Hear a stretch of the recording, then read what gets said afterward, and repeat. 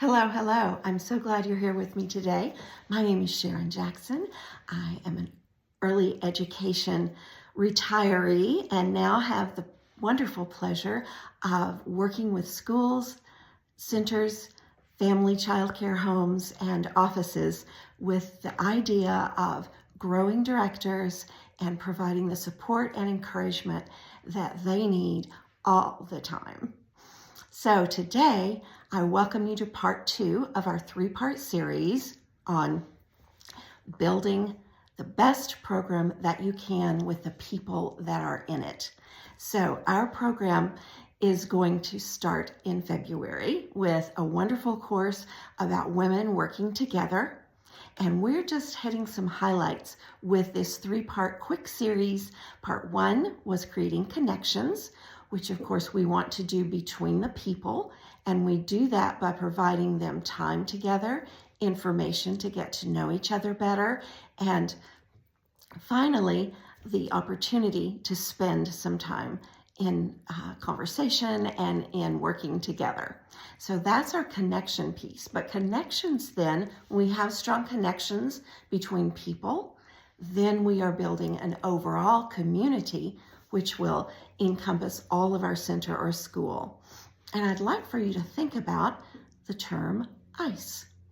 So first of all, we want to think about developing an identity for our school or program. What is your school known for? What are the selling points of your program? What makes people want to come there? That identity is so important as we begin to onboard new people, as we begin to work with the staff that we have, and as we begin to advertise to the community who we are. What are the strengths of your program? What are the things that make it special? And what are the things you are most proud of about the program that you run? Creating that identity is important to let everyone know. Make sure everyone not only has a part of it, but understands and can articulate it. Somewhere when somebody says, "What do you do?" they can say, "I work here. Here's what we do so well." And so that identity can be fostered in a lot of external ways, like t-shirts the same for everybody, attending a conference together to build that time, to build those super connections of the larger group. Having things that are the same within the program, for instance, door signs or newsletters that have the same heading and then different information. What are ways that the identity of your program can be made known to anyone who sees parts of it? So identity is our I. The next letter is C, and that is for contribution. So everyone needs an opportunity to contribute, to feel a part of the program where they are, to feel ownership of things in it, to feel that they are a part of what makes it so special and important. So find ways for your staff to contribute in small and larger ways. For instance, when you're having a training, do you assign jobs for people to bring in the water, set up the chairs, make sure the sign-out sheet is there, providing tools at the tables for people to work with, pens or sticky notes or paper to write on? All those kinds of things can be jobs. But you know, there's other jobs that can be assigned as well. Things like timekeeper or cheerleader, or even, as my friend Eric Jensen always says, joke of the day. So think about some fun and engaging things for people to do in addition to just getting things set up. When people make a contribution to the time that they're spending together, they're much more engaged and they get much more out of it.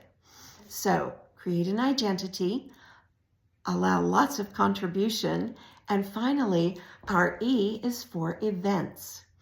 Events that we can plan together as a group. Allow staff to make suggestions, to take ownership of ideas, to bring out things that they think families would be interested in, or that they would be interested in themselves. So one thing about big planning is that everybody needs to have a part of it, to understand what their role is, to understand the importance that they have to it being a success. On the other hand, then, when we talk about events, think also about events that are just for staff, not training, something beyond that, a time for them to share family photos, a time for them to do a craft together, a time for them to have a book study.